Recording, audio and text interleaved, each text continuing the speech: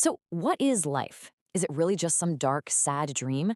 Over 150 years ago, the famous author Charlotte Bronte took on that exact question in a short but really powerful poem. It's called Life, and it has this message of determined optimism that honestly feels more relevant today than ever. So, let's dive in and see how she builds this case for hope line by line. The poem kicks off by facing a question that I think we've all wrestled with at some point. Is life really just a dark dream? Is that whole pessimistic view we hear from so-called sages actually the truth? But Bronte doesn't let that dark thought hang in the air for a second. She immediately pushes back with this incredibly powerful command. Life, believe, is not a dream so dark as sages say. It's like she's drawing a line in the sand right from the start, getting ready to build her argument against despair. All right, so let's really break down her argument, starting with this first big idea, challenging that conventional wisdom that life is just, inherently dark and full of sorrow. Okay, and here's the poem, the whole thing. Just take a second to look it over. You'll see it's not long, but notice how structured it is. Every single line feels like it's placed just so, building on the one before it, all leading up to this really powerful conclusion. Let's walk through it now, piece by piece, to see exactly how she constructs this amazing case for hope. So, her first piece of evidence? It's this beautiful, simple image right from nature. She points out that a little rain in the morning doesn't mean the whole day is a wash. In fact, it often clears the air for a really pleasant afternoon.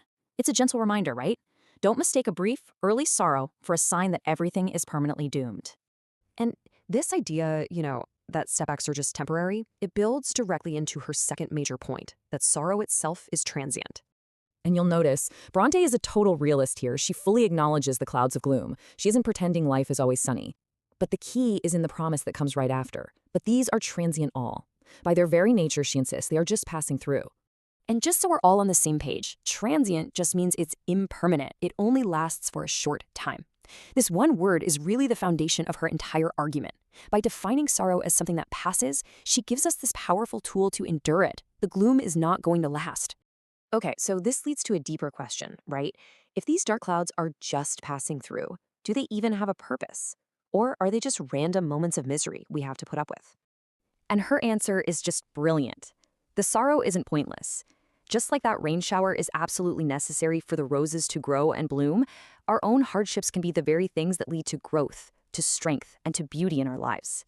So she asks, why should we curse the rain when we cherish the flower? But this whole transient idea, it works both ways.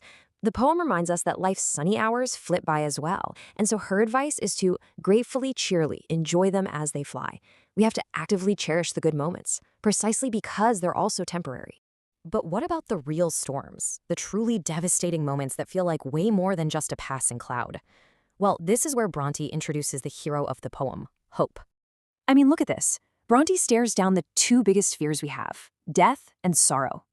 She asks, what happens when it really feels like they're winning? Her answer is hope.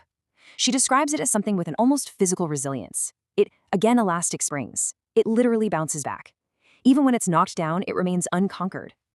Just look at these words she chooses. This isn't some flimsy, delicate thing. She describes hope as elastic. It's able to stretch without breaking. Unconquered. It just refuses defeat. Buoyant. It's always rising. And finally, strong. Strong enough to bear our weight through the absolute worst of times. This powerful vision of hope leads us right into the poem's final section, where it shifts from just being a reflection into this stirring call to action. In these final lines, Bronte basically gives us our marching orders. Step 1, the day of trial bear. You have to face it. Step 2, act manfully, fearlessly. Now, using the language over time, manfully here just means with resolute bravery. And this fearless endurance then leads to the final step, victory. It's what allows courage to rise up and actively defeat despair. And this is it, the triumphant climax of the whole poem. It's not just about getting through it, it's about winning.